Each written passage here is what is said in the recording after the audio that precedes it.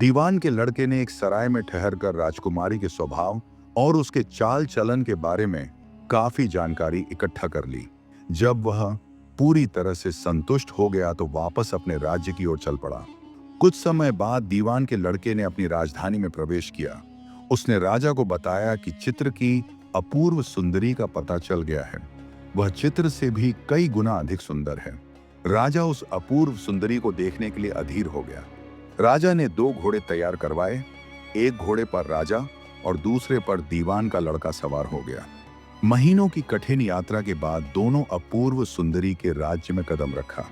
दीवान का लड़का राजकुमारी के पिता से मिला और पिछले बरस की तरह फिर व्यापार की अनुमति मांगी। दीवान के लड़के को पता था कि राजकुमारी को खिलौनों से बहुत लगाव है और इस राज्य के लोग बहुत अच्छे खिलौने बनाते हैं।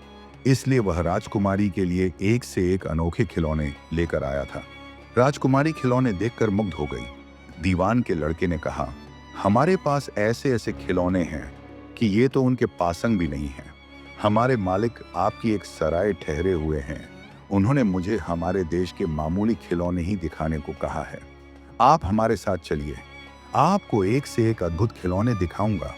राजकुमारी का कुतूहल चरम पर पहुंच गया। राजकुमारी बिना कुछ सोचे समझे दीवान के लड़के के साथ चल देती है।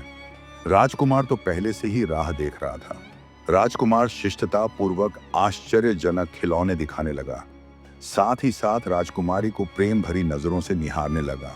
हर नए खिलौने को देखकर राजकुमारी का मन प्रसन्न चित्त हो गया। उसके बाद राजकुमारी वापस चली जाती है, लेकिन उसके चेहरे पर एक अलग ही मुस्कान थी। वो थी राजकुमार के प्रेम की। राजकुमारी का दिल उस राजकुमार पर आ गया था।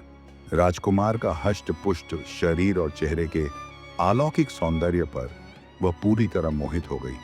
अगले दिन राजकुमारी ने एक दासी से कहा कि जाकर देख कि वह 2 सौदागर हमारी सराय में ठहरे थे, वो अब है भी या चले गए, और अगर हो तो उनसे कहना आज रात को हमें हमारे महल से ले जाना, नहीं तो हम अपनी जान दे देंगे।